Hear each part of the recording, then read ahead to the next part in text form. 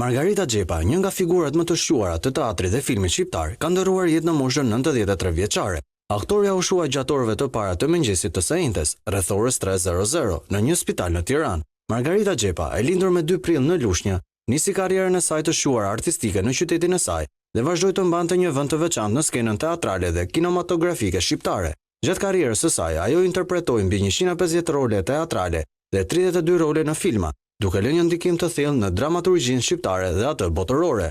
Disa nga rolet më të njohura të saj përfshin Ofelian në Hamleti, vajzën e dytë në Mbretin i Lirë, Dadon në Romeo e Julieta dhe mbretëreshën Margaret në Ricardi III. Xhepa arriti suksese të mëdha jo vetëm në shfaqjet e dramaturgëve shqiptar, por edhe në dramaturgjinë botërore, duke interpretuar me mjeshtëri personazhe të njohura. Në vitin 1997, ajo mori pjesë në filmin grek Mirupafshim, i cili fitoi çmimin e madh në Festivalin Ndërkombëtar të filmit mesdhetar në Selanik, ndërsa Margarita Xhepa u nderua me çmimin e nderit. Në vitin 2007, ajo mori çmimin e karrierës për interpretimin e rolit të Nat Djeshnës në monodramën Kënga e Mjellmës të Çehovit. Përveç teatrit, Xhepa ka lënë një trashëgimi të pasur edhe në ekranin e filmit, ku ka luajtur një gamë të gjerë rolesh. Disa nga personazhet që ajo ka interpretuar janë Zyraka në vitet e para, Shano në Dimrin e fundit, Pianistja në koncert në vitin 1936 dhe Lena në Tokë për gjakur. Aktoria do të përcillet në banesën e fundit të premten me 4 prill.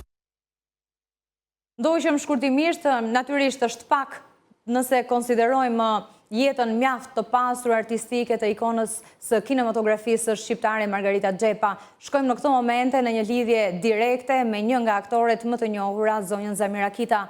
Zonja Kita, faleminderit që jeni në Breaking. Faleminderit ju që më mundësinë të flas për Margaritën, të gjithë artistët, sigurisht që e kanë patur mendjen atje, ka qenë një lajm i trisht, dita ka filluar indje me humbje të madhe për artin shqiptar, sepse ajo ka qenë një ikonë artit, skenës edhe shqiptar. 150 role nuk janë pak, dhe jo çdo artist ka mundësinë që t'i bëjë. Unë dua të theksoj bashkëpunimin tim me Margaritën në Coco Fest, ajo ka qenë gjithmonë e ftuar në festivalin e komedisë, ka ardhur gjithmonë me shumë gëzim.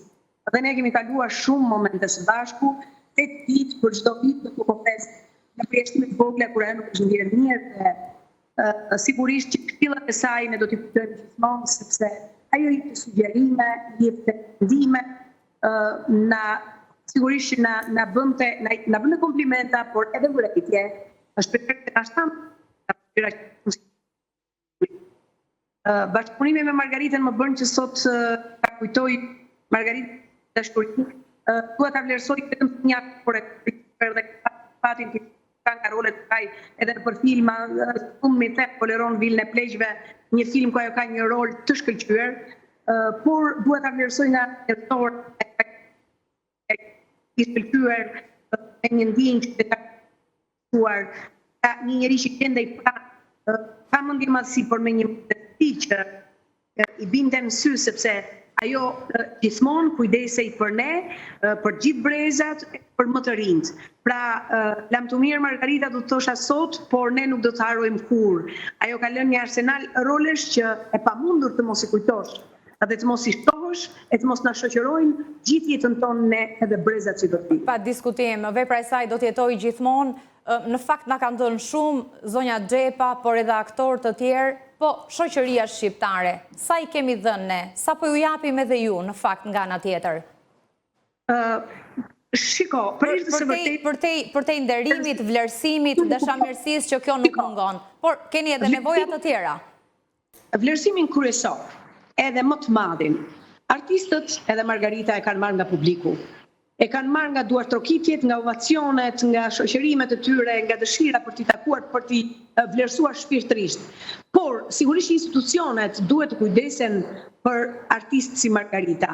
Ka një lloj kujdesi, duke i vlerësuar me pensionet e veçanta speciale, ndoshta me shpërblime të tjera, me mesat të tjera, por duhet të jetë vëmendja, sepse artistë të tillë janë me kokra, me gishtat e dorës, dhe duan patjetër një përkujdesje të veçantë.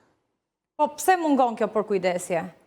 Po tani këtë e din institucion, unë jam artiste, unë thjesht nuk mungon, unë nuk thash që mungon, duhet akoma më tek.